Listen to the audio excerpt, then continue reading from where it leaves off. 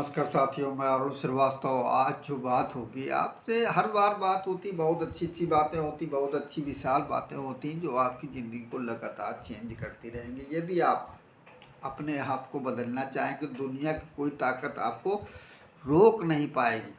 तो कहने का मतलब ये जो चैनल आपके लिए ही चल रहा है और टीम बहुत तेज़ी से गति कर रही है आपके लिए, क्योंकि 100 मिलियन का चैनल, मैं इस चैनल का बिजनेस कोच हूँ और आने वाले समय में आप भी हिंदुस्तान में आपका नाम होगा, शोहरत होगी, सम्मान होगा, पैसा होगा। यदि आप इस चैनल को अपनाएंगे, ज़िंदगी में आप किसी अच्छी बात को अपनाएंगे तो ज़िंदगी आपकी सफल होगी। तो कहने का अभिप्राय, आज हम विशेष थॉट से स्टार्ट करेंगे कि kindness is investment to best return. मतलब दयालुता, यदि आप किसी पर दया करते हैं तो वो बढ़ के रिटर्न आती है। जैसे आप बीज बोते हैं तो उसका रिटर्न कई गुना 100 गुना, 10 गुना होके आता है, 200 गुना होके आता है। इसी प्रकार से यदि आप किसी पर व्यक्ति पर दया करते हैं तो आपको उसका रिटर्न मल्टीप्लिकेशन रूप में आएगा। हम लोग इसको एग्जाम्पल रूप से समझना चाहेंगे।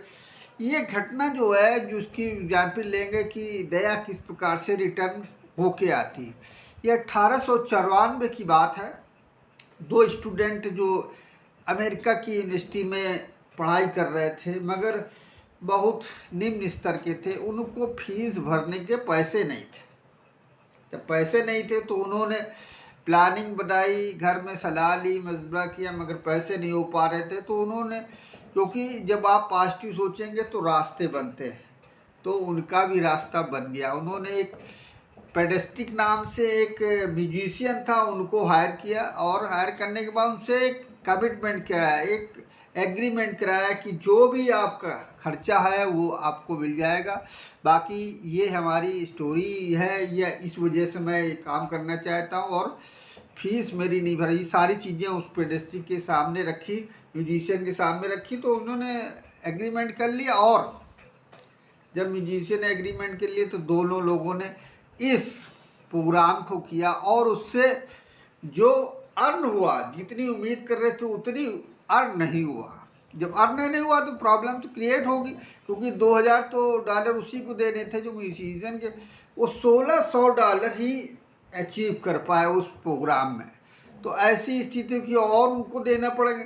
तो जब ये बात रखी थी कि ऐसी स्थिति में, तो वो इस बात को समझने लगे। तो उनमें एक, उनके दिन में पेडेस्टिक की जो म्यूजिशियन, दया आ गई और उन बच्चों से कहा, स्टूडेंट से कहा, ये जो पैसे हैं ये तो आप लेते जाओ, और कम पड़े तो और लेते जाना। तो उन्होंने कहा, नहीं ठीक है सर, आप जो कह रहे हैं। तो कहने का मतलब उसने उस समय दया की।